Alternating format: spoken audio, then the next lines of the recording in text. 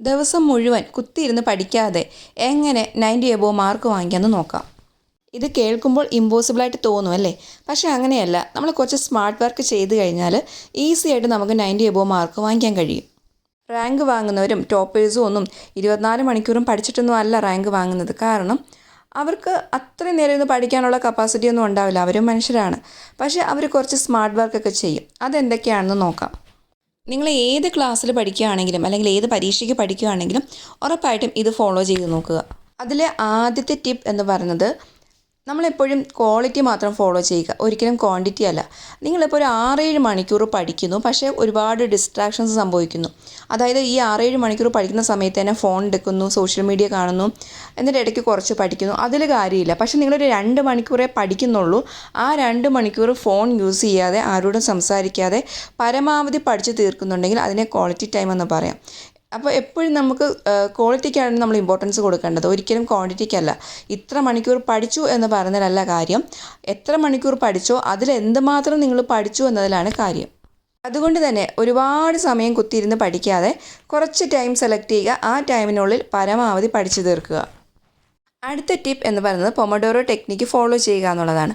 അതായത് 25 മിനിറ്റ് നമ്മൾ പഠിക്കുകയാണെങ്കിൽ 5 മിനിറ്റ് നമ്മൾ റെസ്റ്റ് എടുക്കുക. അല്ലാതെ കണ്ടിന്യൂസ് നമ്മൾ 1 അവർ പഠിക്കുകയാണെങ്കിൽ ഒരിക്കലും നമുക്കത് ഫോക്കസ് ചെയ്യാൻ പറ്റില്ല. എന്തൊക്കെയോ പഠിക്കുന്നുണ്ട്, എന്തൊക്കെയോ വായിക്കുന്നുണ്ട്, ഒന്നും ബ്രെയിനിലോട്ട് കയറില്ല. അതേസമയം 25 മിനിറ്റ് നമ്മൾ കാര്യമായിട്ട് പഠിക്കുന്നു, 5 മിനിറ്റ് നമ്മൾ ജസ്റ്റ് റെസ്റ്റ് എടുക്കുന്നു. അതായത് കുറച്ച് നടന്നിട്ടൊക്കെ വരുന്നു, അല്ലെങ്കിൽ വെള്ളം കുടിക്കുന്നു, അങ്ങനത്തെ കാര്യങ്ങളൊക്കെ ചെയ്തിട്ട് വരുന്നു. അപ്പോൾ ആ ഒരു 25 മിനിറ്റ് നമുക്ക് ക്വാളിറ്റി ടൈം ആക്കി മാറ്റാൻ കഴിയും. അത്രയും സമയം പഠിക്കുന്ന കാര്യങ്ങൾ ബ്രെയിനിൽ നിന്ന് ഒരിക്കലും പോവില്ല. അടുത്ത ടിപ്പ്, നമ്മളെപ്പോഴും കൺസെപ്റ്റ് മനസ്സിലാക്കി പഠിക്കുക. ഒരുപാട് വാരി വലിച്ച് വായിച്ച് പഠിക്കാതെ എന്താണ് അതിൽ പറയുന്നത്, അതിൻ്റെ കൺസെപ്റ്റ് എന്താണ്, അതാദ്യം മനസ്സിലാക്കുക.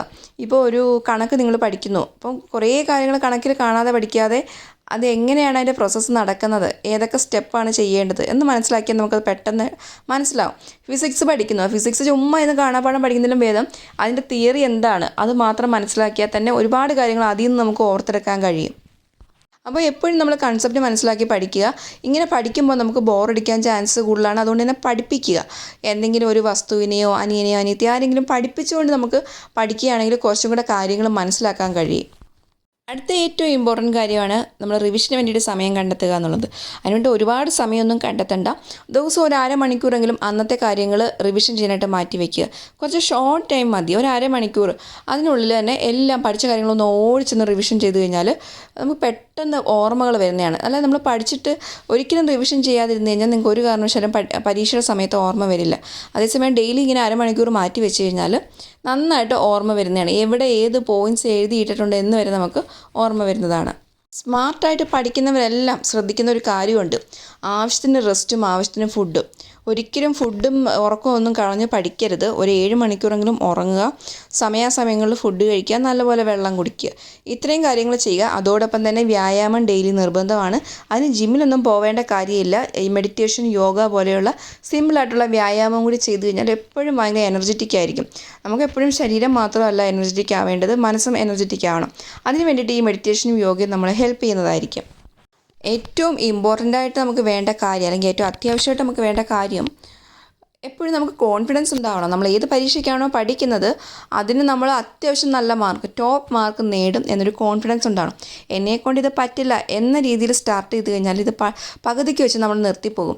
പക്ഷേ എത്ര കഷ്ടപ്പെട്ടിട്ടാണെങ്കിലും ഞാനിത് പഠിച്ചെഴുതിയെടുക്കും എന്നൊരു കോൺഫിഡൻസ് ഉണ്ടെങ്കിൽ ആ എത്ര നാൾ നമ്മൾ പഠിക്കുന്നോ അത്രയും നാൾ പഠിക്കാനുള്ളൊരു എനർജി കൂടി ഉണ്ടാകും.